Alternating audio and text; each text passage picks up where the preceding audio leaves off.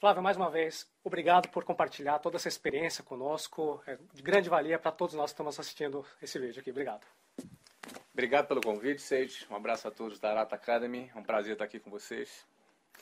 Temos uma série de perguntas que nossos amigos enviaram e nós agrupamos todas as relacionadas a como começar, como dar os passos iniciais. Antes da gente continuar, eu quero explicar para vocês que no almoço que eu tive com o Flávio agora há pouco, o Flávio me disse, por favor, não me revele antes quais são as perguntas, eu quero ser surpreendido para que o vídeo fique espontâneo. E um pouco mais autêntico, né? Então, nós temos um grupo, que é o grupo das perguntas de como que a gente começa um negócio. Nós temos depois um outro grupo a respeito de mentalidade empreendedora, ou seja, como é que a gente tem que pensar e se comportar para ter sucesso no empreendedorismo. Um outro grupo de como crescer o nosso negócio e, por final, suas opiniões nos mais diferentes assuntos. Então, dando início à parte de como começar, a pergunta que mais apareceu é como começar do zero, Flávio. Sem capital inicial, essa é uma pergunta que veio do Ronaldo Barbosa, do Moisés Pinto, do Marcos Matos e vários outros colegas que desejam iniciar o empreendedorismo do nada, do zero. Bom, a pergunta é um pouco aberta, né, Cid? Porque não existe uma fórmula de como iniciar um negócio do zero. Eu poderia dar uma opinião específica sobre um determinado projeto, um determinado segmento, mas eu vou tentar também ser genérico aqui na minha resposta. Acho que, em primeiro lugar, é muito importante a pessoa querer. A vontade é muito importante. Então, muitas pessoas falam, mas eu quero, mas muita gente quer. Às vezes, esse conceito de querer, às vezes, ele para o empreendedor, o conceito de querer, ele está intimamente ligado ao conceito de realizar. Então, às vezes, as pessoas, elas... fica um pouco subjetiva essa coisa do querer, né? Muita gente quer, mas na primeira dificuldade existe. Então a pergunta é, será que queria realmente?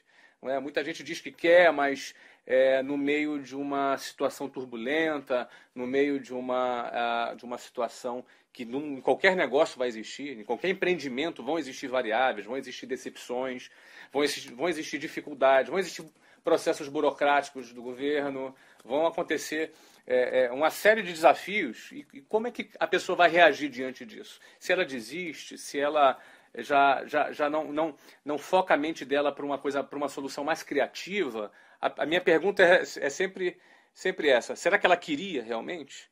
Não é? Então, às vezes, muita gente diz que confunde querer, vontade com desejos. Né? Desejos todo mundo tem. Agora, querer de verdade, a vontade verdadeira, ela já é. A gente só pode definir e diferenciar o desejo da vontade quando colocado à prova. E diante da prova, diante da adversidade, é que você vê quem de fato quer e quem teve apenas um desejo. Então, na minha opinião, na minha avaliação, acho que antes de qualquer coisa a pessoa precisa ter vontade, porque quando nós temos vontade, a vontade ela aguça a nossa criatividade. A gente vê a solução diante de uma situação real, onde nós de fato temos vontade.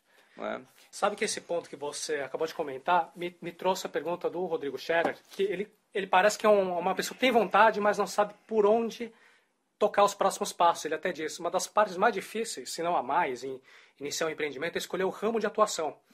Vou vender sapato, vou vender vinho, vou vender online, vou vender offline.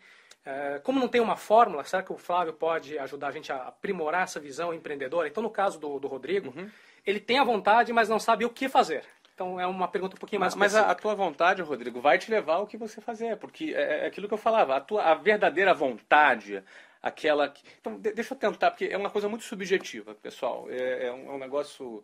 E às vezes as pessoas não concordam. Não, mas eu tenho vontade. Eu vou dar um exemplo aqui. A gente precisa conhecer a nós mesmos. Não é? A gente precisa se conhecer. É muito importante cada um. A gente conhecer o nosso potencial. E o fato é que muitas vezes nós não conhecemos o nosso próprio potencial.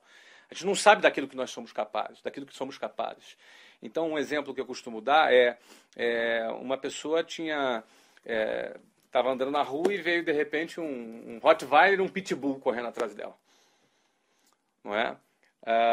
Bom, se cronometrasse, né? Tivesse um cronômetro ali naquele momento, provavelmente ela teria batido o recorde mundial, alguma coisa do tipo. Ela vai correr, ela vai sair correndo.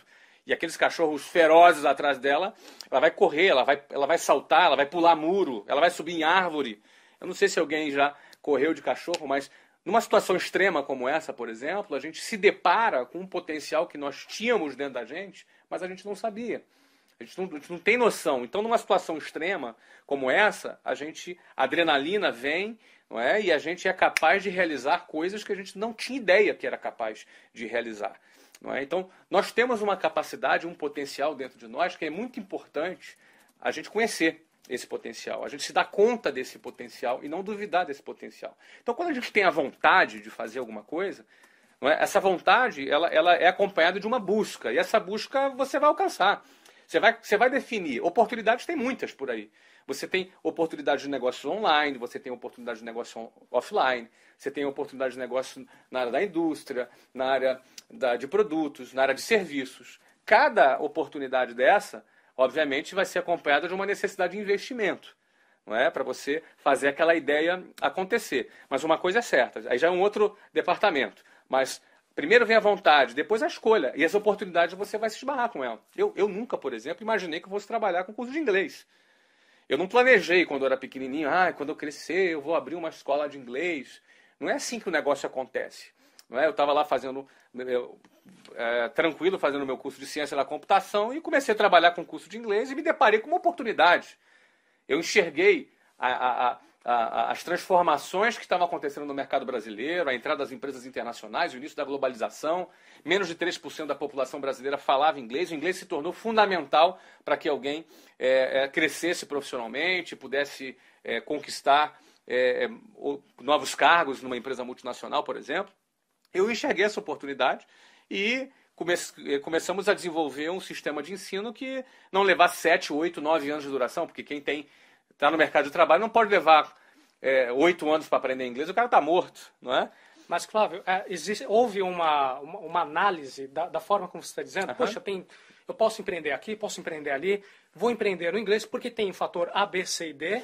Então, quer dizer, foi um planejamento estratégico seu ou o rumo da vida lhe trouxe diante de situações que você identificou a oportunidade?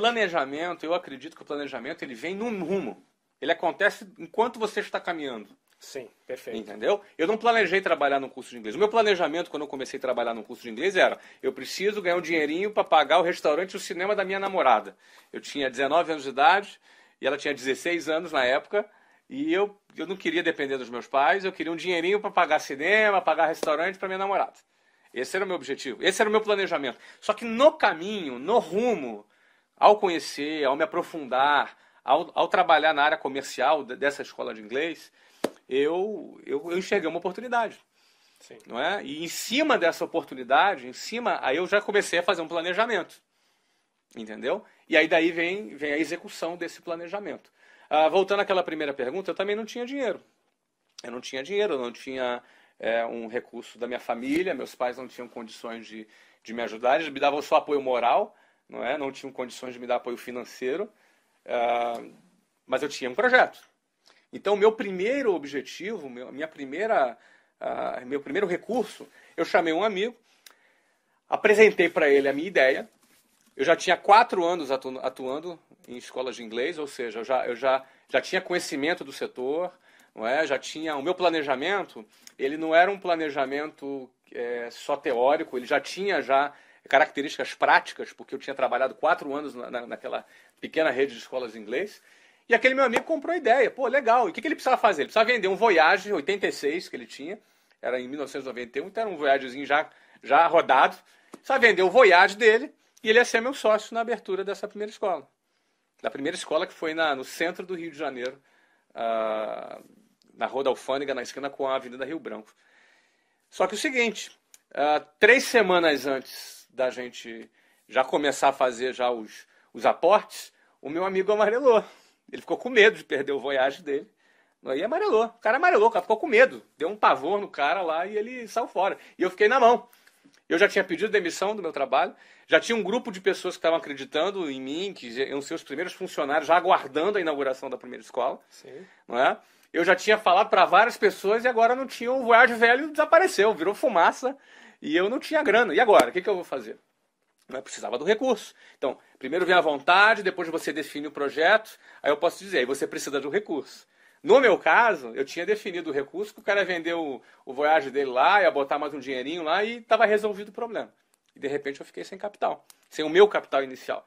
Não é? Bom, eu conversei lá com a minha gerente de banco, consegui um cheque especial. Então, minha primeira escola eu abri com R$ 20.000 do cheque especial a uma taxa de juros de 12% ao mês. Não é nada que eu, e provavelmente... Quando eu escuto você contando essa história, me dá uma agonia, eu falo, Flávio, não fala isso, que o pessoal vai começar a fazer cheque especial. Pois é, não é nada assim que academicamente fosse uma sugestão. Tá bom. Mas eu vou dizer para vocês com reservas. Que um empreendedor, quando ele quer fazer alguma coisa, ele faz. Quando ele quer fazer alguma coisa, ele arruma um jeito de fazer. Não é? Essa é a questão. A vontade, a certeza do cara, quando ele acredita no negócio dele, ele é tão grande, isso toma conta dele, que aqueles 12%, que cá para nós é um juros extorsivo ao ano, em juro composto deve dar quase 1.000% ao ano. Depois faz a continha aí direito, eu estou fazendo aqui de cabeça, mas é um absurdo, não é? Você cobrar 12% ao ano, né? É uma coisa realmente extorsiva. Mas eu estava pegando aquele cheque especial, estava beijando ele, porque aquele cheque especial era a minha alternativa que eu tinha para abrir a primeira escola, não é? Então, eu considero que... Agora, por quê? Porque a minha vontade estava muito definida. Agora, você teve a vontade e teve o preparo também. Eu tive o projeto, eu tive a vontade, a definição do projeto, só que eu tinha um preparo. Sim. Eu tinha um outro capital, que era um capital intelectual, um capital de experiência, Sim. um capital Sim. de conhecimento, porque o meu trabalho era um trabalho na área comercial, e nessa empresa o meu trabalho era fazer a captação de alunos. Né? Então, eu era o responsável lá nessa outra empresa por captar novos alunos para a escola. Então, para mim, isso foi muito importante, porque, tudo bem, os R$ 20.000 deu para comprar umas cadeiras, botar uns quadros, dar uma pintura lá e começar a primeira escola. Tá, mas e como é que eu pagava um aluguel de 400 metros quadrados, o andar inteiro, na Rua da Alfândega, esquina com a Avenida Rio Branco, no Rio de Janeiro, um endereço nobre? Como é que eu pagava o aluguel? Quer dizer, antes disso, né, como é que eu aluguei esse espaço? Eu tinha que encontrar um louco, não é? que topasse alugar para mim. Depois de eu tentar em 15, 20 imóveis e ninguém querer me alugar, porque eu não tinha fiador, porque eu não tinha garantia, não é? E aí, até a hora que eu encontrei um louco, que topou. Que eu contei a história para ele, ele acreditou e ele topou. Agora, o detalhe é que eu devo ter tomado uns 30 nãos, né? Sim. Não é? A questão é, quantos não teriam desistido no 10º não? No 20º não? No 29º não? Não é? Eu sabia, por isso que eu te falo, a vontade, isso não é autoajuda não, entendeu, gente? Isso é prática, é uma coisa muito prática. Não é? A vontade de alguém que quer empreender, ele é um fator muito determinante, em especial em situações adversas como essa. Eu não tinha fiador. Na realidade, assim, eu tinha um fiador que era meu pai, que era um apartamento que custava na época talvez R$ 35.000 na periferia do Rio de Janeiro, que não garantia nem 3 aluguéis de condomínio e IPTU junto. Ou seja, não é garantia. Não é? Então o cara que topou alugar, ele teve que acreditar na história, teve que acreditar no projeto. E eu tinha 23 anos de idade, né? Inclusive, isso tem a ver com o poder da comunicação, que é um dos temas de perguntas que nós temos aqui. Você precisa ter o poder de comunicar o teu negócio, né? Eu tive que vender o negócio para um amigo do Voyage, mesmo ele desistindo, eu tive que vender a ideia para o cara do imóvel, para a equipe que estava trabalhando com a gente, porque aquelas pessoas estavam trabalhando no projeto, acreditando naquele projeto, que elas poderiam crescer dentro dele. Então, elas, no mínimo, teriam que acreditar que o projeto ia dar certo. Não é? Porque a natureza de um curso de idiomas, você precisa de vários funcionários. Né? Então a gente talvez inaugurou com uns 12 ou 15 funcionários. E como é que fazia para pagar esses 12 a 15 funcionários no outro mês, pagar o aluguel? Tinha que vender. Não é? Tinha que vender. Essa é uma das perguntas. Se não vendesse, não pagava, né? Como que você conseguiu os primeiros clientes? Essa pergunta do Hugo Fortes. E, inclusive, a gente tem alguns amigos que acompanham de perto o seu trabalho, que já até me contam o seguinte.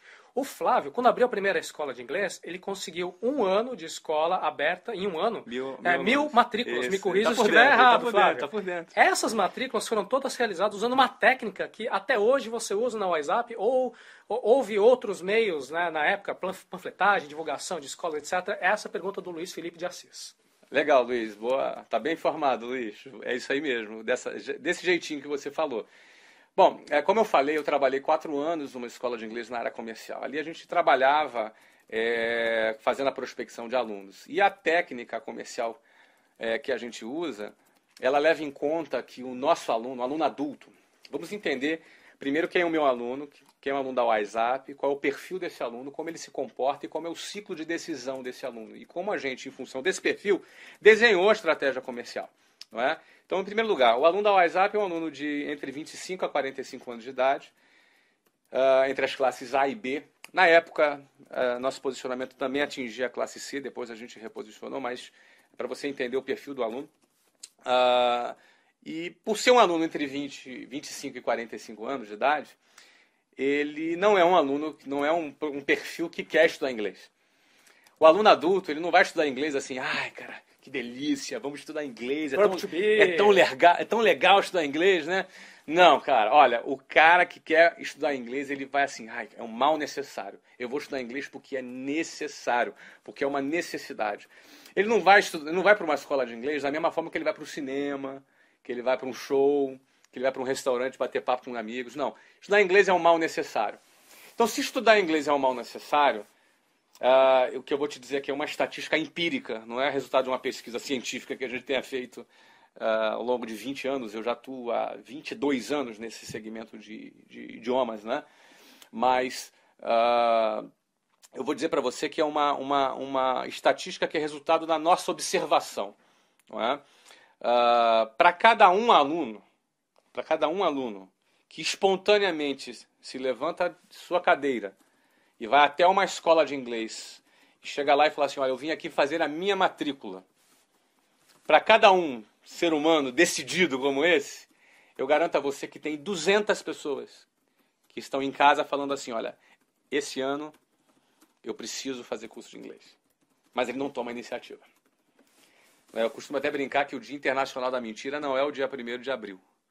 É o 1º de janeiro. 1º de janeiro, exatamente. Porque é o dia que ele chega e fala assim, ó, esse ano eu vou parar de fumar, vou fazer academia, vou estudar inglês. Não é? Esse é o Dia Internacional da Mentira que eu costumo brincar. Mas, para cada um aluno que vai até a escola e se matricula, eu digo empiricamente para você que tem 200 pessoas que falam a mesma coisa, mas não tomam a decisão e ficam protelando. Eles falam, olha, depois do carnaval eu vou me matricular. Aí passa o carnaval, ele gastou dinheiro pra caramba, e ele tá corrido, ele pensa, não, no segundo semestre. Chega agosto, o que ele fala? Ano que vem, sem falta, eu vou estudar inglês. Então, o setor de ensino de línguas no Brasil, ele tem, sei lá, 20, 30 marcas diferentes. Não é óbvio que a WhatsApp se tornou líder absoluta de ensino de inglês para adultos, mas ainda assim todas as marcas elas ensinam inglês para adultos. Então significa dizer que aquele um aluno que se levanta da cadeira e vai se matricular numa escola, ele é disputado pelas essas dezenas de marcas que existem no mercado. Nós, quando abrimos a escola, quando abrimos a WhatsApp, nós não trabalhamos esse um aluno, até porque a gente não tinha grana para fazer publicidade. Não tinha dinheiro. Tinha mal dinheiro para pagar as contas, então tinha 20 mil reais no cheque especial, que a gente abriu a escola, depois tinha que vender para poder pagar as contas no outro mês. Como é que a gente ia fazer propaganda? Não tinha, e propaganda é muito caro. Sim. Não é? É investimento alto. Então, a nossa alternativa era a nossa estratégia comercial. E a nossa estratégia comercial, ela não atuava naquele um aluno que se levantava e ia se matricular. Ela sempre atuou nesses 200 alunos que estão falando, eu vou estudar inglês, mas ele não se levanta da cadeira e vai lá. Dentro desses 200, nós sempre atuamos sozinhos. Porque a nossa estratégia comercial ela é proativa. Ela não é uma estratégia como um vendedor de loja, por exemplo, que fica lá dentro da loja aguardando. E quando o seu cliente entra na loja, ele fala, pois não, que eu posso te ajudar? Não é? A estratégia ativa, ela não aguarda a vinda do cliente, ela vai até o cliente. Então, aproveitando e respondendo outras perguntas, como é que a gente conseguiu os primeiros clientes? Não é? Então, cada aluno que se matricula na escola, ele, em troca de um benefício, seja um desconto, seja algum benefício percebido, de valor percebido por aquele aluno, ele indica 20 amigos. E ele indica sem compromisso. Não é? Ele indica 20 amigos. E nosso departamento comercial, em primeiro lugar, nenhuma escola, as escolas não têm departamento comercial, não tinham naquela época departamento comercial. Então nós já formatamos um departamento comercial que eram profissionais dedicados 100% à prospecção de alunos. Então eles entravam em contato com esses amigos. Então ligava para a pessoa, olha, eu estou ligando para você, o Seite é nosso aluno, indicou você para... E a gente gostaria de saber se você realmente tem interesse em aprender inglês, se você acha que inglês é importante. E se a pessoa dissesse, não, eu acho legal, eu tenho interesse em aprender inglês, não, você não está estudando inglês por quê? Não, por falta de tempo. Geralmente é essa, né? A justificativa, né? Falta de tempo. Vou fazer ano que vem. Não é? Mas se você conhecesse uma escola que resolvesse o seu problema de tempo, você estaria disposto a investir no seu inglês? Lidando com objeções. E a Estratégia pessoa, de vendas muito boa. E a pessoa, não, sim, então tá bom. Então, olha, mediante o que você está falando, se você concordar, nós vamos até você fazer uma apresentação para você conhecer a escola. O Seite é nosso aluno, está gostando do curso e tal. Vamos apresentar para você. Se você gostar da escola, você pode se matricular, mas você não tem nenhum compromisso. Ah, tá legal. Ou seja, para cada 30 ligações, a estatística é essa. 30 ligações, 5 visitas. 5 visitas, 2 matrículas. Opa. Repete o número? 30, 5, 2. 30, 5, 2. 30 ligações, 5 entrevistas, 5 visitas e 2 matrículas. Não é? Ou seja, o trabalho do departamento comercial e para cada entrevista realizada, você pegava as 20 indicações da pessoa. Às vezes, mesmo quando o aluno não se matriculava, ele gostava, mas às vezes não tinha dinheiro, ou ia viajar, alguma coisa do tipo, indicava amigos. Sim. Não é? E através dessas indicações a gente foi trabalhando. Nós matriculamos os 1.000 primeiros alunos naquele ano, naquela primeira escola, sem gastar um centavo com publicidade. 7 meses depois, nós abrimos a segunda escola na Avenida Paulista, lá em São Paulo. E ali foi um desafio grande, porque a gente quis abrir na Avenida Paulista, na época, o metro quadrado mais caro do Brasil. Pegamos um andar lá também, encontramos um outro louco que nos alugou o andar, não é? E a gente assumiu na época o que seria hoje um aluguel, condomínio, IPTU, um ticket na ordem de uns 45 mil, 40 a 50 mil reais, talvez. Imagino muita gente, Flávio, imaginando justamente a questão da sua idade, muito jovem, indo atrás de todos esses potenciais proprietários que poderiam alugar para você, pensando, puxa, mas eu não posso fazer isso porque eu sou muito jovem, ninguém vai me levar a sério. Como é que você fez? Eu tinha 23 anos. Eu acho que quem é jovem... Eu vou dizer uma coisa para você. Eu tenho 41 anos de idade. Já não sou tão jovem quando eu tinha 23. Mas eu gostava muito de ter 23 anos e mostrar para as pessoas que eu, apesar de 23 anos, eu era competente, eu tinha segurança, eu sabia vender meu projeto, eu sabia o que eu queria, não é? E liderava um processo. Porque depois que eu fiz o resultado da primeira escola, eu já usei o resultado da primeira escola para abrir a segunda. Eu abri 24 escolas em 15 capitais do Brasil nos primeiros 3 anos. Inaugurei uma nova escola a cada 45 dias nos primeiros 3 anos. Tudo com capital próprio, não é? E os 20 mil reais do cheque especial, inicialmente. Então eu digo que, é claro que o resultado da primeira escola já me ajudou na segunda, o resultado da segunda, porque eu digo uma coisa para você, resultado é incontestável, não importa qual é a sua idade. Tem muita gente de 50 anos de idade que tem menos resultado do que pessoas de 20 anos, 22 anos, 23 anos. Eu sempre gostei, eu sempre utilizei o fato de eu ser jovem, e eu gostava muito quando as pessoas falavam assim, nossa, mas quando você é novinho, não é? Eu gostava muito daquilo, né? Eu já sabia que quando eu chegasse as pessoas iam olhar assim, desconfiadas, mas quando eu abrisse a boca, as pessoas iam ficar... E eu gostava dessa reação. E eu vi o body language da pessoa e sabia, olha, agora a pessoa já está de boca aberta, agora a pessoa já está percebendo. Então, essa confiança, esse brilho no olho, sabe? Isso é uma coisa que não tem idade. Sim. Isso é uma coisa que não depende da sua experiência, da sua classe social, da sua origem, não importa. Ninguém determina o seu brilho no olho. O seu brilho no olho é determinado por você, pela sua decisão, pela sua vontade, não é? E aí, a partir daí, os seus resultados vão te dando mais o quê? Mais consistência na sua comunicação. Não é um sonhador aloprado, não é um cara que delira, sonhador iludido. Não. Estou falando de um cara que sonha, que tem brilho no olho, mas em seguida ele vai lá e mostra resultado. Aí com o resultado na mão, amigo, as pessoas se rendem para o resultado, não importa qual é a sua idade. Não é? Sensacional. A gente tem uma pergunta aqui da... Como sobreviver no mercado nos primeiros anos de operação com pouco fluxo de caixa? Pergunta do Rafael Lacerda, da Universidade Federal de Ouro Preto. Acho que tem a ver com esse começo. Claro. Tem que vender muito, Rafael. Olha que bacana. Na época eu não tinha grana, mas tinha conhecimento, tinha know-how. E eu sabia que eu tinha uma estratégia comercial que funcionava. Então eu tinha que vender, cara. Eu lembro que eu tinha, na minha primeira escola, eu tinha que vender 100 matrículas por mês. Tinha que bater essa meta todo mês. Eu sabia, ó, se eu fizer 100 matrículas por mês, está tudo bem. Meu fluxo de caixa está resolvido. Então eu tenho que resolver. Eu vou injetar fluxo de caixa como resultado da minha equipe comercial. Não é? Eventualmente você pode pensar, pô, mas eu não tenho jeito para vendas, eu não sei vender. Então, amigo, se associa a alguém que vende.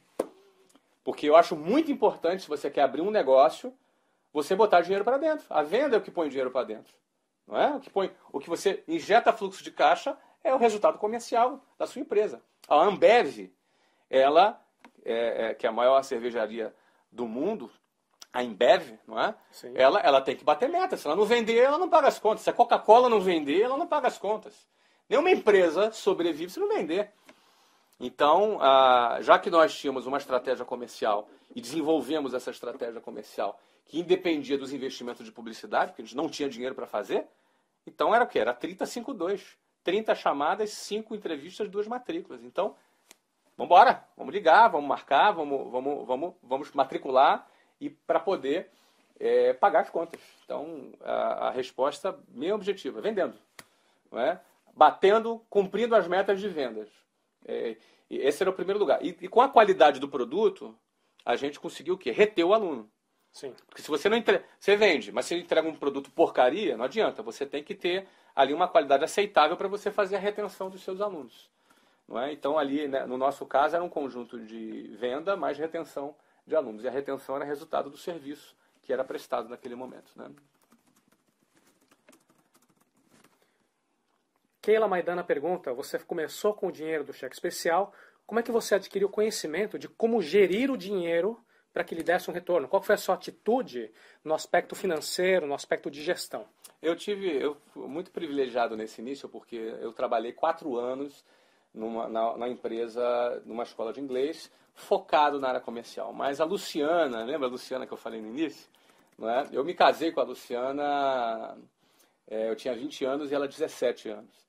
Então, quando ela fez 18 anos de idade, eu já tinha 21 anos de idade, nós fomos transferidos para a Venezuela. Nós implantamos uma escola daquela rede na cidade de Valência, na Venezuela. Foi uma experiência incrível, a gente era muito novinho, mas eu já era gerente nessa ocasião. E a Luciana começou a trabalhar na área administrativa e financeira lá. Então ali foi uma escola muito interessante, porque era uma unidade, uma filial no exterior, num outro país, com outra legislação, não é? Com características bem diferentes do Brasil. A gente começou do zero e a gente ficou 1 ano trabalhando ali. Assim que nós voltamos para o Brasil, em 1994, a Luciana assumiu, ela já estava com 19 anos, eu 22, ela assumiu a gerência administrativa e financeira de uma escola daquela empresa. E eu continuava focado na área comercial. Então eu tive assim, a possibilidade de contar com a Luciana na parte administrativa e financeira. Não é? Então eu pude ficar muito focado na área comercial, muito focado. Porque eu sabia assim, se tem as matrículas, está tudo bem. Então, isso é muito importante para o empreendedor ele definir quais são os pontos críticos, os pontos que definem o resultado do negócio dele. Porque uma forma de se manter preguiçoso no trabalho não é ficar sem fazer nada. Às vezes é fazer o que não era para fazer. Eu chamo isso de preguiça mantendo-se ocupado. Não é? Se eu tenho que fazer 100 matrículas no mês, e se eu faço qualquer outra coisa, vou fazer reunião com o professor, vou fazer reunião com a administração, vou fazer treinamento com a equipe de atendimento ao cliente, tudo isso é importante para outras pessoas fazerem. Porque se eu ficar ocupado em qualquer função que não seja garantir a entrada de 100 alunos por mês, é preguiça mantendo-se ocupado. Eu tive o privilégio de poder contar com a Luciana desde o início, e ela se virava nos 30, né, para conseguir todos os recursos necessários, e ela administrava aquele pouco, porque administrar com muito dinheiro é mole, não é? Ela administrava sem recurso, então a gente conseguia, não é, conciliando o que entrava de recurso de venda, mais o fluxo de caixa, mais os alunos que já estavam estudando e pagando mensalidades, ela fazia toda essa administração administrativa e financeira. Isso facilitou muito para mim, porque eu pude ficar muito focado em 2 coisas. Uma, em primeiro lugar, venda, área comercial, porque aquilo garantia a nossa sobrevivência naquele momento. E 2, na parte estratégica. Eu tinha a condição de, do ponto de vista estratégico, olhar para onde o negócio estava indo, já naqueles primeiros meses, não é, o que redundou até a gente abrir a segunda unidade e a segunda filial 8 meses depois em São Paulo. Pode falar um pouquinho de estratégia, Flávio? Que tipo de fatores são importantes para você definir uma boa estratégia?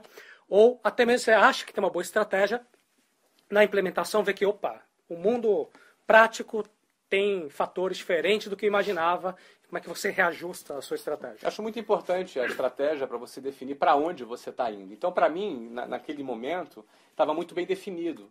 O inglês se tornou um idioma fundamental no início da década de 90. Então, o inglês não era mais como na década de 70, por exemplo, onde se aprendia francês na escola. Era algo desejável. Não, ali na década de 90, o inglês se tornou algo fundamental. As pessoas precisavam falar inglês para poder crescerem e terem acesso, depois vem a internet, acesso a conteúdos e por aí vai. Não é? Então, esse é o primeiro ponto que era parte da estratégia, o macro, né? O posicionamento do inglês no Brasil e no mundo. Segundo, o posicionamento do nosso produto. Nós criamos um produto fora da caixinha. As escolas de inglês trabalhavam ensinando inglês para crianças e adolescentes. A gente criou um curso para adultos. Porque o curso para adultos, dentro desse contexto, era um curso que precisava ter outras características. Eu não podia botar um adulto junto com uma criança em sala de aula. Então, eu tinha que tinha que formatar todo um modelo operacional para aquele público adulto, de maneira a atender às necessidades dele. Em primeiro lugar, um curso mais rápido. O adulto não quer ser professor de inglês. O cara é engenheiro, ele quer ser professor de inglês? Ele não quer. Se ele quiser ser professor de inglês, ele faria letras. Então, como ele é engenheiro, ele quer aprender inglês rápido. Agora, o que eu vou ensinar para esse cara? Eu vou ensinar para ele as regras gramaticais, a análise sintática, os sistemas de formações linguísticas, morfologia. Não sabe nem português, né? Na língua pátria. Eu vou ensinar para ele o que é necessário para ele falar, ler, escrever e atingir o objetivo dele. Então, por isso que a WhatsApp criou um curso de 18 meses. Então, isso era parte da estratégia. Um produto que oferecesse ao público adulto uma solução mais rápida para ele. Não é? Então, uma vez definido isso, aí a gente foi para a parte operacional. Precisa ser um curso com flexibilidade de horários, precisa ser um curso que atendesse, que não misturasse, que não botasse criança junto com adultos, que tivesse uma turma homogênea. Não é? Então, tudo isso fez parte da estratégia. Uma vez que a gente definiu, e no meu caso, por exemplo, Seite, eu já trabalhava há 4 anos no setor, Sim. Então eu já tinha o termômetro, né? Então, assim, uma vez definido isso, a estratégia agora é trabalhar. É meter a mão na massa e fazer acontecer. Entendeu? Tem gente que às vezes gosta de ficar no ar-condicionado, né? Não, eu estou fazendo estratégia aqui. Você entendeu? É o cara preguiçoso tirando onda de intelectual, entendeu? Tem hora que tem que trabalhar, tem hora que é mão na massa. Está definida a estratégia? É mão na massa. Mão na massa era o quê? Vender. Foco era o quê? Captar alunos. Não é? E prestar um bom serviço. Então tinha que captar alunos e prestar um bom serviço. No processo de venda, como é que você escutava o seu cliente potencial, aquele que você telefonava? Ele fazia algumas perguntas, obviamente, por telefone, antes de ir até a escola. E na escola, provavelmente, ele perguntava, mas se eu faltar hoje, porque eu tenho uma reunião até tarde, eu posso ter uma aula de reposição? Como é que você escutava essas perguntas para remodelar o teu curso? É muito interessante quando a gente trabalha nessa área, eu já trabalhava há 4 anos, as perguntas são sempre as mesmas. Ah, sim. Você entendeu? Sim, sim. As perguntas são sempre as mesmas, as dúvidas são sempre as mesmas, as objeções são sempre as mesmas. Se você está escutando. Claro, quando você começa a perceber que o cara, você já sabe onde é que ele vai falar, você já sabe qual é a solução que você vai dar. Só corrigindo, Seite, a entrevista não era na escola, era fora da escola. Era na casa da pessoa ou no escritório da pessoa. Você mandava a pessoa até... Isso, o próprio vendedor, ele falava com a pessoa, ele próprio já marcava e ia até o trabalho da pessoa. Porque, vamos lembrar, se ele tivesse a disciplina para se levantar da cadeira e se fosse até a escola, ele já teria se matriculado. Sim. Então, a estratégia proativa, a gente ia até ao nosso cliente, entendeu? Então, esse é o ponto. Na hora de conversar, existia toda a técnica para apresentação, e para tirar as dúvidas do aluno. E o resultado, geralmente, era o aluno ficar super empolgado. Puxa, porque primeiro, o nosso modelo era completamente diferente e atendia todas as necessidades dele. Segundo, ele começava a enxergar assim, cara, dessa vez eu vou aprender inglês. Ele ficava super empolgado. Aí a gente ia para a parte financeira, onde se falava da matrícula, da mensalidade, etc. e tal. E ali se assinava o contrato na hora com o aluno. Fantástico. Então, todos os dias de manhã a gente reunia a nossa área comercial e entregava ali 5, 10, 15 matrículas foram feitas no dia anterior, né? E a gente trabalhava essas metas, a gente vibrava muito, comemorava muito com cada meta alcançada. Era uma característica, né? A gente vibrava e comemorava com cada mês de meta alcançada era uma vitória. E nosso projeto, nosso sonho estava indo além. Então, só para resumir, definiu a estratégia, parte para a execução. Na hora da execução, se alguma coisa não está dando certo na execução, tem que ver onde você está errando. Porque essa estatística 35-2 era uma coisa que a gente já tinha. Já conhecíamos essa estatística na prática. Ou seja, se não tem aquele número, alguma coisa está errada. A gente sempre costuma dizer, se você não tem resultado, é por 2 motivos. Ou você não está trabalhando, não está ligando para as 30 pessoas, certo? Aí logo não vai fazer 5 visitas e logo não vai fazer 2 matrículas. Ou você está trabalhando errado. Você não está trabalhando ou está trabalhando errado. Trabalhar errado é se você não está executando toda a técnica comercial devida, a apresentação. Se você, na hora de fazer a venda, você está muito mais preocupado em vender, olhando para o talão de cheque do cara, do que você está preocupado em dar a solução para a vida da pessoa. Porque, no fundo, a pessoa que vai aprender inglês, ela vai transformar a vida dela, ela vai ter acesso a mais cultura, vai ter acesso a mais oportunidades. Em determinadas áreas, quem fala inglês ganha 30% mais do que quem não fala, segundo pesquisas de mercado. Não é? Então, na realidade, a pessoa que faz a venda, ela precisa separar o desejo da venda, a ansiedade da venda, de um trabalho consultivo para poder ajudar aquela pessoa a atingir o objetivo dela. E o fator que faz essa mistura, que faz essas estações se confundirem, é o fator ansiedade. Então, para se ter um bom resultado em vendas, é muito importante você controlar a sua ansiedade. Mas não é só em vendas, não, em tudo. Tudo na vida, não é? Tudo na vida. Você precisa saber controlar a sua ansiedade. A ansiedade, ela faz parte da nossa vida, mas você ter essa inteligência emocional, você ter esse controle das suas emoções, é que determina um jogador de futebol, na hora de bater um pênalti, a bola é pequenininha, o gol é enorme. Mas dependendo da ansiedade, o gol fica pequenininho e a bola fica gigante. Não é? Então, a emoção, o controle das nossas emoções é que vão definir a nossa performance. Isso em muitas áreas da vida, inclusive nessa área de vendas. Né? Tem umas 2 perguntas ainda para encerrar esse primeiro módulo. Como dar os primeiros passos, como começar.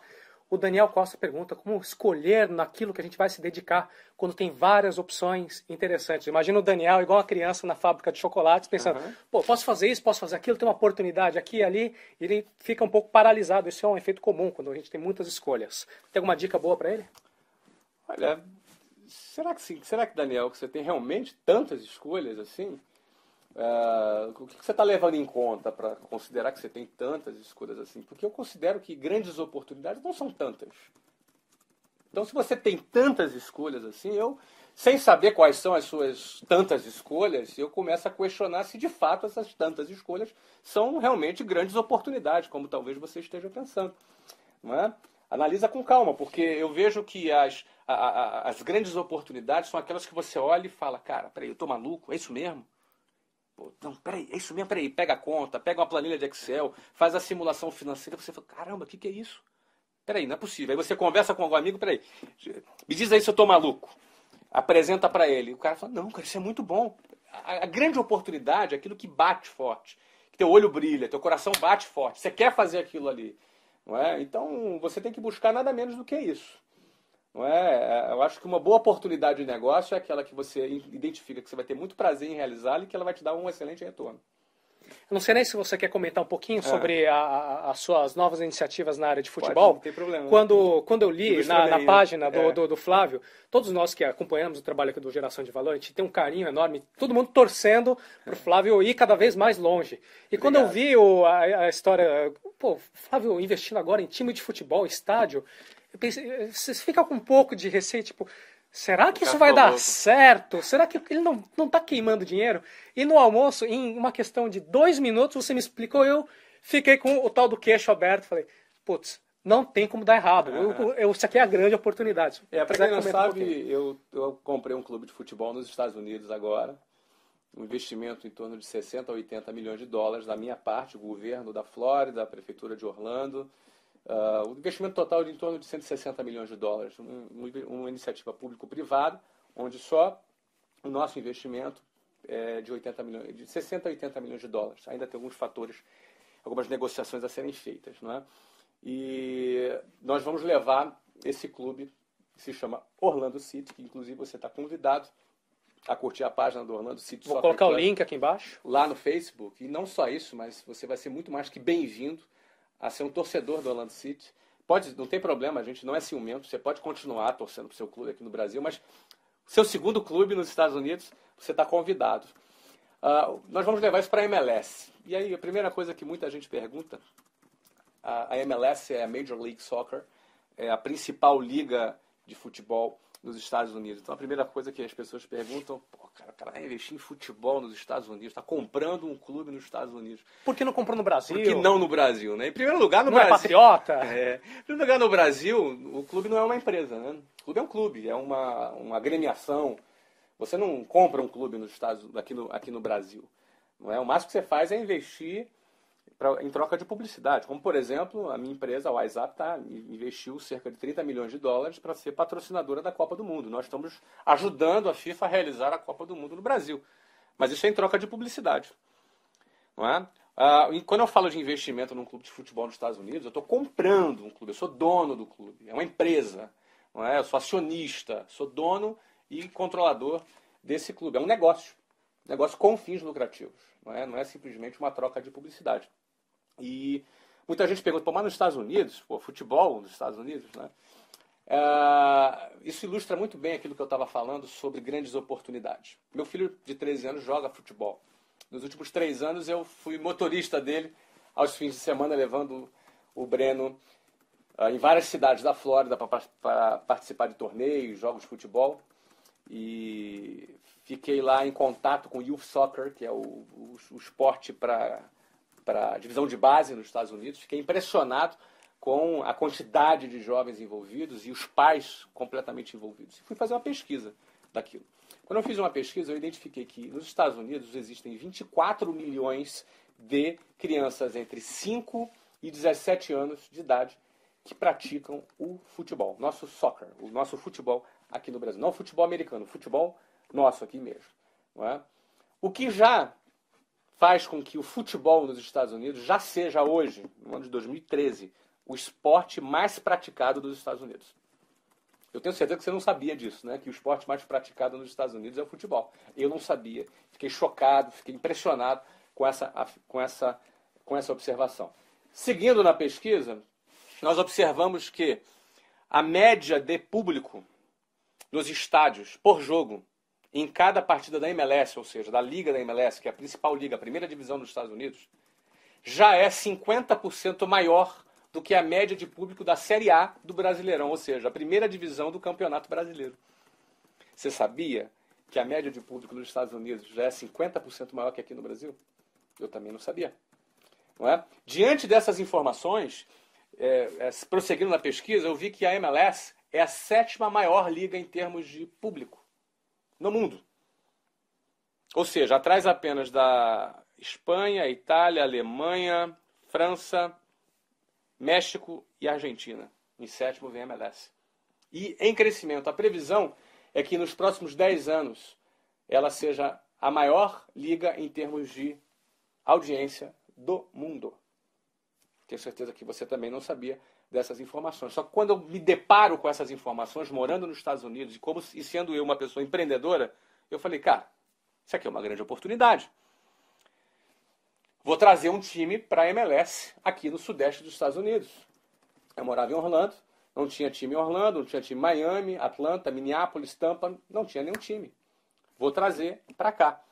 Não é? Nisso eu identifiquei um time, que é o Orlando City, que joga na USL, que é uma liga de terceira importância nos Estados Unidos, uma liga profissional, já completamente organizado e já pleiteando a entrada nos Estados Unidos. Eu fui lá e comprei esse clube, e já estamos negociando com o governo para construir um estádio. Tem que construir um estádio já em torno de 20 a 25 mil pessoas, é uma exigência da MLS. Estamos negociando com a MLS para implantar o time lá, já jogando na liga em 2015. Então, a estrutura do negócio de futebol nos Estados Unidos é baseada em 3 pilares. Pilar número 1, o clube de futebol. Faturamento. Publicidade, venda de jogadores, licenciamento de produtos, tudo que envolve o negócio futebol como num clube tradicional em qualquer país do mundo. Esse é o primeiro pilar desse projeto. O segundo pilar é a arena. A administração dessa arena, que é naming rights, que é a venda do nome do estádio, não é?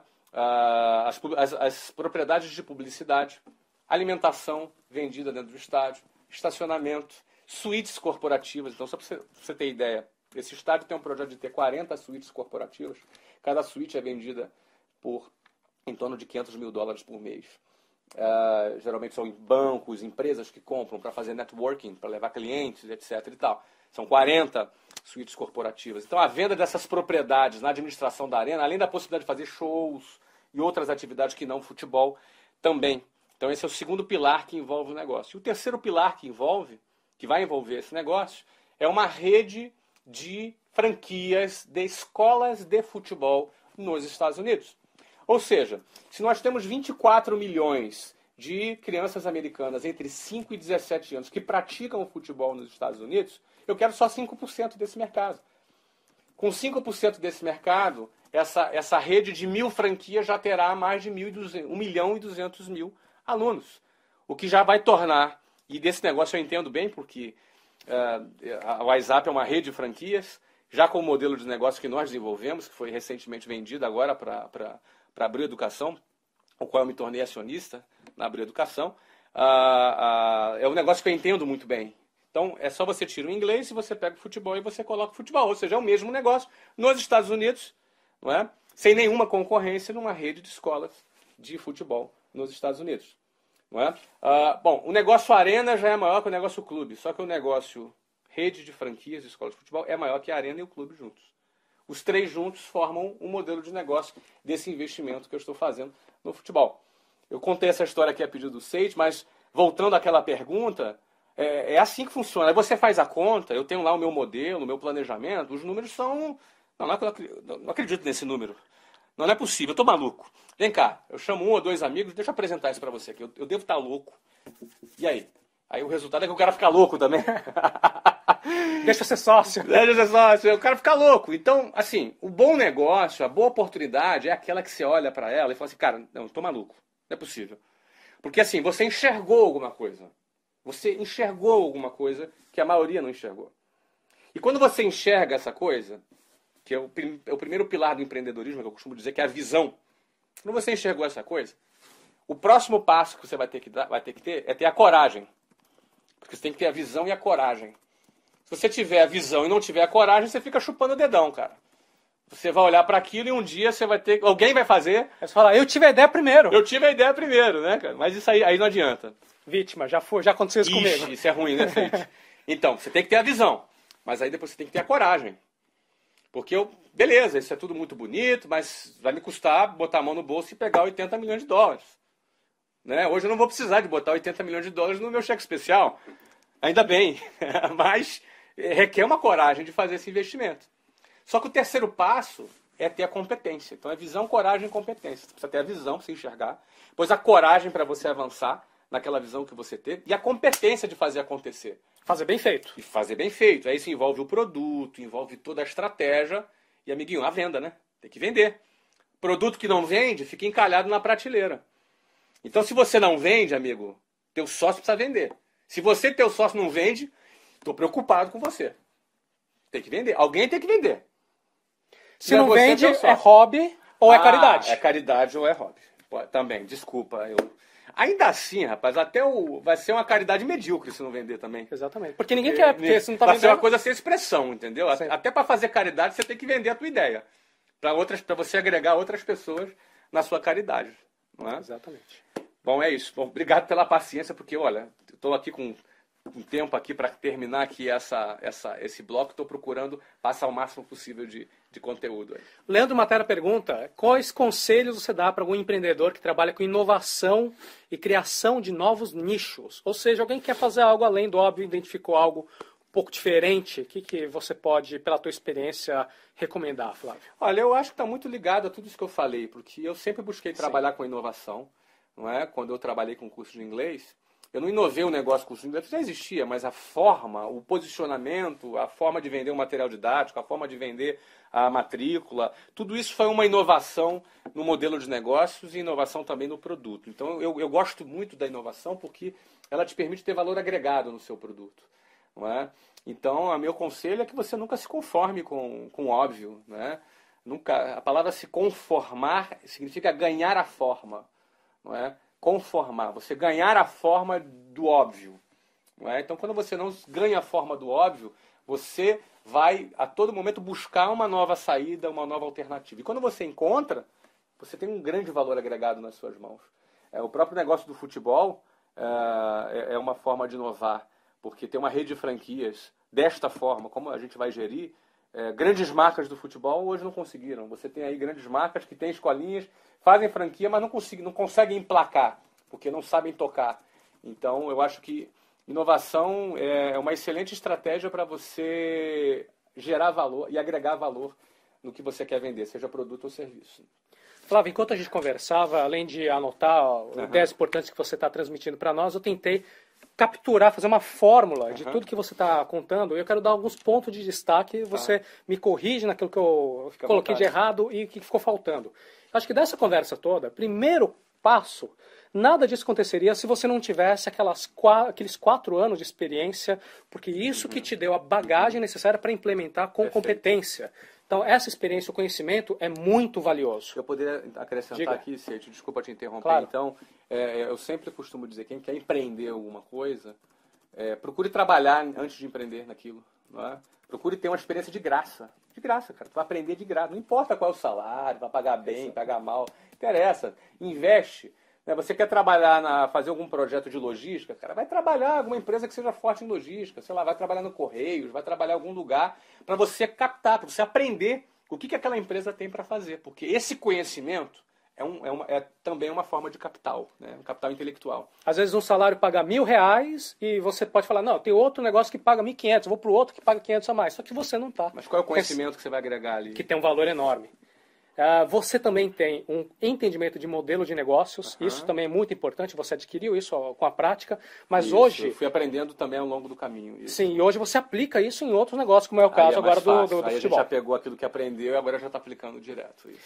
Resiliência, resistência, controle emocional, para tomar uma série de nãos. Não é que o Flávio pegou o cheque especial, falou, legal, agora deixa eu ir pro primeiro aqui. Oi, posso alugar? Então coloca todos os móveis, é tudo lindo, maravilhoso. Isso. Tem um certo atrito, você tem que passar por ele. O não faz parte. O não faz parte. O fraco cai diante do não. O forte se fortalece ainda mais diante do não. Você se sentiu mal, como pessoalmente? As pessoas não gostam de mim, das minhas ideias. Você se sentiu pessoalmente vulnerável no meio do processo de tomar um não depois do outro? Olha, inicialmente não. Eu me lembro bem que nesse primeiro, cara, eu estava tão decidido, eu levei tanto não, eu não cheguei nem a ser afetado. Mas eu me lembro bem quando eu fui para a segunda experiência, que foi abrir em São Paulo, e lá a gente deu um passo forte, porque a gente pegou um espaço premium, né? Você imagina, a preço de hoje, 40, 50 mil de reais de aluguel, condomínio IPTU, era muito ousado. Só que lá eu já tinha o resultado do Rio para apresentar. Então eu já fui achando que eu não vou precisar levar 30 nãos, eu vou levar uns 10. Então eu criei uma expectativa de levar 10 nãos, é um erro, cara. É um erro. Eu tomei uns 80 nãos em São Paulo, carioca folgado, 23 anos de idade. É um moleque pirralho que veio do Rio de Janeiro, que quer alugar um imóvel onde lá se viu. Então foi mais difícil do que no Rio de Janeiro, quando eu fui abrir São Paulo. E eu me lembro, sim, quando a gente tinha uma expectativa muito grande de alugar um determinado andar lá, e a gente já tinha ralado pra caramba. E tava eu e um companheiro, Gerrison, que começou comigo lá em São Paulo, que era o diretor comercial lá em São Paulo. E quando eu recebi a ligação no meu celular dizendo que o proprietário tinha negado, não queria alugar para mim, eu me senti uma grande frustração. Grande frustração, a gente ficou assim, andando, a gente estava ali na Avenida Paulista caminhando, muito frustrado, o Gerrison ficou mal, acho que o Gerrison até vomitou. Ele ficava nervoso. Tá vendo o vídeo, Gerson? Ele ficava nervoso e vomitou. Cara, calma, Gerson. E a gente ficou meio desolado, né? E a nossa técnica, a gente ligava para as imobiliárias, visitava, né? Foi nesse dia que a gente viu um imóvel assim, a gente olhou o prédio, vamos entrar aqui e perguntar se tem alguma coisa. A gente entrou a frio ali no imóvel e estava ali o imóvel e o proprietário estava no prédio. E eu sentei, a gente estava desarrumado, eu estava de calça jeans, todo barbado nesse dia, porque era um dia, não era um dia de fazer reunião, era um dia só de se dar uma volta para captar imóveis. Então não fui preparado. Então muita gente desistiria, diria, não, hoje não posso, hoje eu não estou com a barba bem feita. Cara, mas a gente estava assim já desolado, a gente estava mal, a gente ficou mal, eu fiquei mal aquele dia lá. Né? Mas a gente já estava ali, né, cara? Vamos lá ver. A gente nem acreditava que o cara ia atender a gente, o cara atendeu a gente, eu sentei lá na frente do cara. Elvio, o nome dele. Eu já agradeci muito esse Elvio. Fiz um vídeo uma vez para esse Elvio lá na minha empresa, fiz uma homenagem a esse Elvio. E ele era procurador de um proprietário uruguaio de vários imóveis na Avenida Paulista. Eu sentei com o Elvio lá. A primeira coisa que ele falou, não, o nosso prédio fecha às 6 horas da tarde. Nossa escola funciona principalmente à noite, né, que é para adultos, né? E aí, não, mas aí revertemos. Aí, não funciona sábado, revertemos. Mas como é que é o projeto? E vendemos o projeto, vendemos. Bom, cara, nós saímos daquela reunião com o Elvio dando a chave do negócio pra gente. Na primeira? O contrato não tinha sido nem assinado ainda. Ó, vou mandar o contrato para você, mas pra vocês adiantarem, já toma a chave aqui. Um negócio assim, excepcional, um negócio fantástico. A gente saiu de lá vibrando muito, com a chave na mão. Era inacreditável, de uma grande frustração a uma grande alegria, entendeu? Então, assim, teve vontade de desistir? Já tivemos ali vontade de jogar tudo para cima. Mas quando a gente acredita no projeto, a gente não desiste, a gente avança. E essas experiências, essas vitórias, elas fortalecem a gente para a próxima decepção, para a próxima situação. Então isso é muito legal lembrar disso, né? Agora. Tem uma coisa que é impressionante, Flávio, a sua capacidade de comunicação, você transmite conceitos com clareza, igual você explicou tantos conceitos aqui pra gente na câmera. Imagino que a mesma coisa, quando você vai desde aquela época, dessa reunião, ou até mesmo a primeira escola lá no Rio de Janeiro, para você ter uma imagem na sua cabeça de quais são as vantagens, quais diferenciais você oferece e entregar isso para a pessoa e ela se sentir entusiasmada e acreditar na sua visão. Tem como explicar de onde que surge isso? Eu acho que vem de dentro, né? Acho que assim, eu gosto disso, eu continuo me movendo por isso, né? Eu fiz um grande negócio agora com a Abril, foi um negócio que eu fiquei muito feliz, muito satisfeito, um negócio ficou público aí, não é? Em toda a mídia, um negócio de quase R$1 bilhão. Mas eu confesso a você que, claro que eu fiquei feliz, mas eu me lembro muito das minhas primeiras conquistas. Essas ainda me mexem muito mais comigo. Sim. Eu ainda lembro muito quando eu pegava um trem cheio, ia trabalhar para chegar às 8 horas da manhã, eu tinha que sair de casa às 6 horas da manhã. Então eu saía de casa às 6 horas da manhã, entrava num ônibus cheio ou num trem cheio, lotado, chegava todo amassado, chegava para trabalhar já cansado de viajar 2 horas em pé na Avenida Brasil. Quem é do Rio de Janeiro sabe o que eu estou falando. Morava lá na zona oeste do Rio de Janeiro, não é? Nos grandes centros, né? Quem mora na periferia sabe do que eu estou falando também. E já chegava lá para trabalhar, encontrava um coleguinha meu que veio da Zona Sul, que pegou o metrozinho, que estava perfumadinho, bonitinho lá. Eu competia direto com esse cara. Eu estava competindo por um espaço no mercado junto com esse cara. Quando eu lembro disso, isso me emociona até hoje. Porque eu tenho certeza que esse é o DNA que pode tocar você aí do outro lado. É isso que pode fazer você desistir do seu sonho e ser mais um na multidão, ou você superar tudo isso para você chegar mais longe. Como eu sei que esse é o ponto que define, eu procurei, nesse tempo, nunca me afastar dessa essência, entendeu? Que eu acho que essa é a essência que define alguém superar, sair do zero para chegar em algum lugar. Essa é a essência. Então, eu sempre, assim... porque o sucesso ele embriaga, né? O sucesso ele faz a pessoa às vezes achar que ela é grande coisa, entendeu? E ninguém é melhor do que ninguém porque ganhou mais dinheiro ou menos dinheiro, ninguém é melhor do que ninguém porque é mais famoso ou menos famoso. A realidade é essa. O meu valor hoje é o mesmo do que quando eu estava dentro de um trem na periferia amassado comendo balas quen-quen e biscoito Globo, que é do Rio de Janeiro, sabe o que eu estou falando, né? Picolé dragão chinês, não é? Então o meu valor hoje é o mesmo. A diferença é que talvez as pessoas me veem hoje diferente do que de antes, mas isso é problema delas. Porque seja eu aqui onde eu estou hoje, ou onde eu estava antes, ou onde você está agora, se você tem certeza do seu valor, isso basta. Isso basta. Não interessa se alguém duvida, se alguém não acredita, basta você acreditar. Porque na hora que você acredita, você tem vontade, você tem criatividade, você vai ser resiliente, você vai fazer acontecer, você não vai se abater com as dificuldades, você vai enxergar uma boa oportunidade e vai falar, cara, tô maluco? É isso que eu quero. E você vai falar com outras pessoas e você vai deixar todo mundo maluco do seu lado. Aí alguém fala assim, pô, mas se não tiver dinheiro não adianta, amigão. Deixa os caras malucos do seu lado que vai aparecer dinheiro assim, ó. Nem que seja do Voyage, entendeu? Acabou.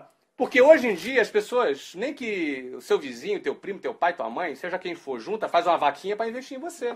Não, isso é brilhante, eu vou te interromper, porque quando as pessoas têm essa visão, isso aqui é maluco, alguém vai roubar de mim, então eu vou ficar quieto. E aí a coisa... Cara, não rouba. O cara pode roubar a tua ideia, mas não rouba o entusiasmo. Não rouba o teu brilho. Não rouba. Olha, eu tô falando negócio do futebol agora e não tá feito ainda. Eu comprei um clube lá, mas não construí o estádio ainda. Alguém lá pode fazer. Vai fazer então, pô. Por que ninguém copiou a WhatsApp até hoje? Tem um monte de gente que tenta. Tá cheio de curso aí que é de 18 meses. Engraçado que não é nem 19 e nem 17. Mas ninguém tem o resultado da WhatsApp. Porque o DNA do negócio, a cultura, é esse que define. Então, não esquenta a tua cabeça, não. Abre o bocão, fala, vende tua ideia. Se levou 80 não, tá no caminho certo. Tá mais perto do sim. Ou seja, utilize a boa comunicação como o Flávio faz, você vai conseguir aliados que vão te sustentar, vão te elevar ainda mais. Flávio, outra coisa que eu anotei desde a hora que a gente estava conversando lá no restaurante, aqui também, entender o macro. Você faz o seu dever de casa, você faz a sua pesquisa, você analisou, por exemplo, o setor mercado, setor. Então, isso é fundamental. É de cima para baixo. Sempre de cima para... Nunca de baixo para cima.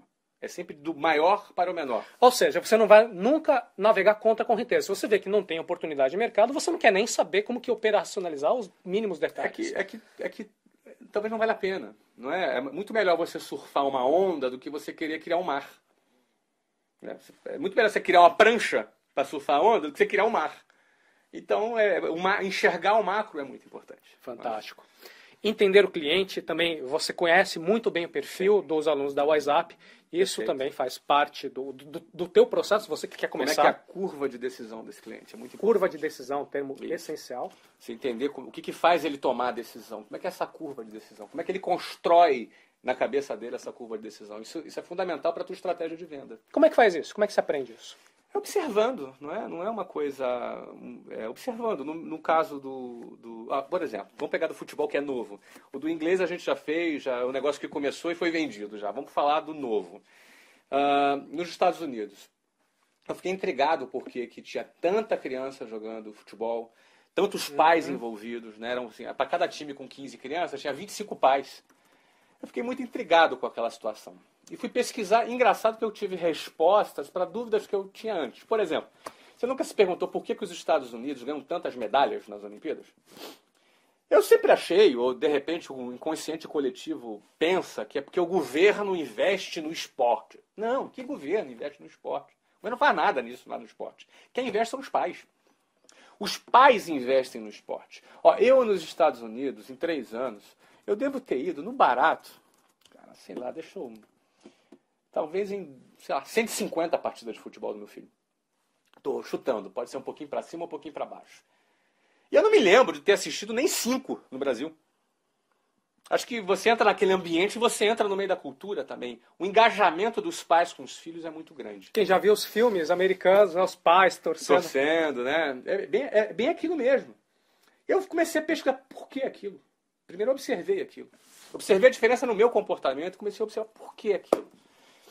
Na cultura americana, os pais, eles geralmente não têm babás, não têm empregadas, eles fazem tudo. Eles são devotos à criação dos seus filhos, até os 17 anos. Com 17 anos, amigo, tchau. Todo mundo sai de casa. Quem não sai de casa com 17 anos nos Estados Unidos é fracassado. É o loser. A sociedade americana considera dessa forma. Então a criança com 17 anos vai para a faculdade. Quanto mais longe de casa é a faculdade, mais bem sucedido ele é considerado pela sociedade americana. Quanto mais perto de casa é a faculdade, mais próximo do loser ele é. Não é? Então essa é a cultura americana. Não estou dizendo se é certo, se é errado, não vamos discutir isso. É assim lá nos Estados Unidos. Não é? Quem assistiu Toy Story 3, não é? Você vê lá, não é? Que é uma série que eu adoro. Eu assisti com os meus filhos, mas eu confesso que eu gosto. Eu chorei. No 3? Pô, claro que eu chorei também, não é? Muito bom. Porque eu fiquei imaginando meu filho. Mas é assim, o moleque fez 17 anos, está indo embora. Está se despedindo dos brinquedos, se despedindo da mãe. Não é? Assim é a cultura americana. E a vida do americano é dividida em 2 partes. Ele tem que pagar o mortgage, que é a hipoteca dele. Ele paga pela vida toda a prestação da casa que ele comprou. E ele faz também uma economia para pagar a faculdade do seu filho. Pai que não tem o dinheiro da faculdade do seu filho também é considerado loser. Não é? Então, por que ele faz essa economia? Porque é cara a faculdade. Custa aí em torno de 40, às vezes 50 mil dólares por ano uma faculdade nos Estados Unidos. Nos Estados Unidos a escola é pública até o high school, até o ensino médio, mas a partir daí a faculdade não é pública, a faculdade é paga. Então o pai, ele economiza durante toda a vida para depois pagar a faculdade do filho. E quando o pai investe em esporte, ele está fazendo duas coisas. Primeiro, ele está próximo do filho dele. Ele está participando com o filho dele. Está incentivando o filho dele. Na verdade, três coisas. A segunda coisa é, ele está ocupando o tempo do filho dele com esporte, não com droga, não com coisa que não presta.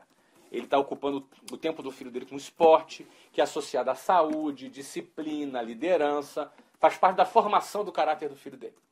E terceiro ponto, ele está fazendo um investimento que custa em torno de $1.000 por ano, onde os bons atletas nas faculdades conseguem ter bolsas entre 25% a 100%. Ou seja, uma bolsa média de 50% vai dar de retorno para esse pai em torno de 20 a 25 mil dólares por ano. Ou seja, quase 100 mil dólares de retorno financeiro.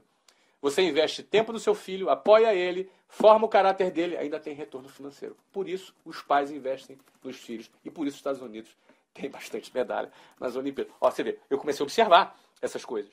Isso tudo é analisar o macro. Eu estou você analisando o entender macro. A sociedade, a economia, por que as pessoas se comportam. Por que elas se comportam, como elas tomam decisão, não é verdade? Sem isso, você não tem como empreender. Vai ficar um alienado, tem uma ideia brilhante, tá? É brilhante para você, para mais ninguém. Para mais ninguém. Então, nesse caso, quando eu começo a observar isso, aí começo agora a juntar com os números da MLS. Já desci. Saí da cultura, do comportamento, da sociedade, aí fui para a MLS, que é a liga. Aí comecei a ver números. Aí comecei, e aí vou descendo para um time. Aí no time eu agrego o sistema de franquias do sistema de escolas, que é uma coisa que eu conheço. Então isso tudo fecha de cima para baixo num projeto onde eu sei que na hora que eu for vender, por exemplo, na hora que eu for vender a matrícula na escola, na hora que o departamento comercial ativo, é o que a gente sabe fazer, for vender a matrícula de uma escola de futebol para um americano, você acha que ele vai abordar que aspectos com os pais? Porque vai ter, imagina, o pai e o filho do lado e o cara, o vendedor lá fazendo a apresentação da escola para eles. Vai falar, obviamente nós vamos criar convênios com universidades, nós vamos fazer eventos com os coaches que contratam e dão as bolsas na faculdades, nós vamos fazer toda uma preparação para preparar aquela criança para ganhar uma bolsa na faculdade. Porque a gente não vai vender simplesmente futebol. A gente vai vender também o quê? A bolsa na faculdade. A possibilidade de bolsa na faculdade. Veja que esse processo todo que o Flávio está descrevendo para nós aqui faz parte do seu entendimento, da sua pesquisa, do processo de decisão. Você sabe quais são os líderes que influenciam os motivos. Não é que o Flávio vai abrir, vai alugar um espaço, vai colocar uma placa, escola de futebol, e ficar esperando alguém... Isso deve ter um monte nos Estados Unidos. Assim como tem um monte de escola de inglês, matrículas abertas, tem um monte no Brasil. É assim que funciona. Não é? Então, certamente, esse processo vai nortear toda a campanha publicitária, todo o aspiracional intangível que forma a decisão do cliente final, que é o pai, no final do dia, é o pai e a criança, de estudar naquela escola de futebol. Que vai dar a ele uma boa formação técnica, uma boa formação moral e uma oportunidade de ingressar, quem sabe, nas melhores universidades com bolsa e, de quebra ainda, a chance de ser um profissional do futebol jogando na MLS. Não é? Se fosse no Brasil, por exemplo, essa estrutura de argumentação não servia. A cultura é outra, o povo é outro. Tem que entender o cliente. Tem que entender o cliente. Provavelmente, a chance de ser um jogador profissional atrai muito mais do que uma bolsa na faculdade. Mulherada. São outros fatores. Não é? São outros fatores que vão fazer o cara tomar a decisão. Flávio, como último ponto que eu anotei aqui, com certeza tem milhares de outros, mas que eu consegui captar do nosso bate-papo, uma fórmula que garante a qualidade da execução e que garante o sucesso do teu empreendimento. Na nossa conversa, você comentou bastante das tuas aptidões, do teu esforço que você aplicou na área matemática, que você gosta muito de sistemas, tem até a questão da matriz, mas enfim, eu entendo que você pensa muito em sistemas, tanto que franquia é sistema.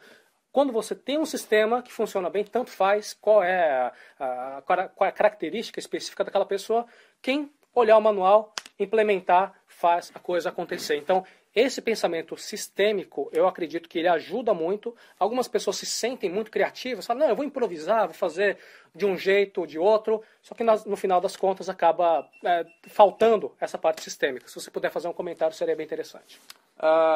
Eu considero que é muito importante, por exemplo, nos meus empreendimentos, eu sempre procuro fazer um negócio de maneira que seja possível expandi-lo em escala. É importante ter escala. Não adianta, por exemplo, eu criar um negócio que dependa diretamente de mim e eu não consiga escalar. Não consiga multiplicar ele em escala. E aí eu vou morrer na praia. Ou vou ficar com um negocinho ali o resto da vida trabalhando e no dia que eu parar o negócio morre. Não é? Então eu procuro sempre investir em negócios que produzem escala, que eu possa ter hoje uma escola, eu possa ter 1000 escolas, que eu possa ter 10.000 escolas, que eu possa atender milhares, centenas de milhares ou até milhões de clientes. Eu acho que é muito importante, na hora que se desenha um projeto, e você criar um sistema que ele possa ser replicado. E todo sistema pode ser replicado. Todo sistema pode ser replicado. Uns são mais fáceis de serem replicados e outros mais difíceis. Mas todo sistema pode ser replicado. Então, o negócio que eu me envolvo é negócio que eu enxergue que eu possa começar pequeno, mas eu não tenho limite para crescer. Então, esse é o foco que eu tenho, né? Eu não abro mão de ter um negócio que ele possa ter escala. E, novamente, isso deve amarrar com a questão do Daniel. Ele tem muitas opções, mas será mesmo? Será que todas as grandes opções do Daniel têm, por exemplo, esse fator da escala? Esse é um fator a ser analisado. Muito interessante, não é?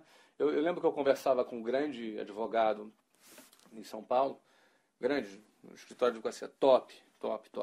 Então, você tem uma ideia, é um advogado que ganha R$ 1.500 por hora trabalhada.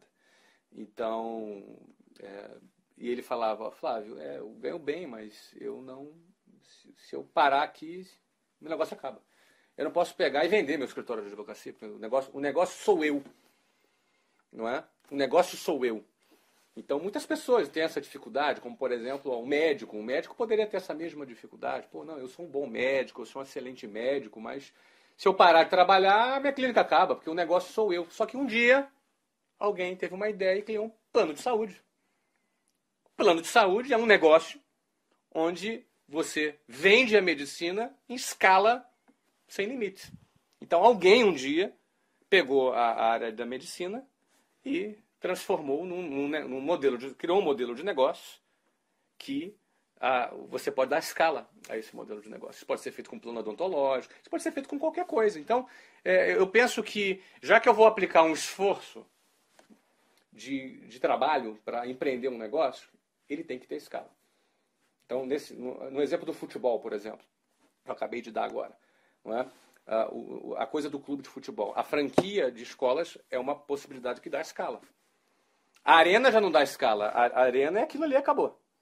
Mas a arena é um elemento importante do todo. O clube de futebol ele pode ganhar escala na medida que eu tenha produtos licenciados que eu posso vender para o mundo inteiro. Aí eu já ganho escala.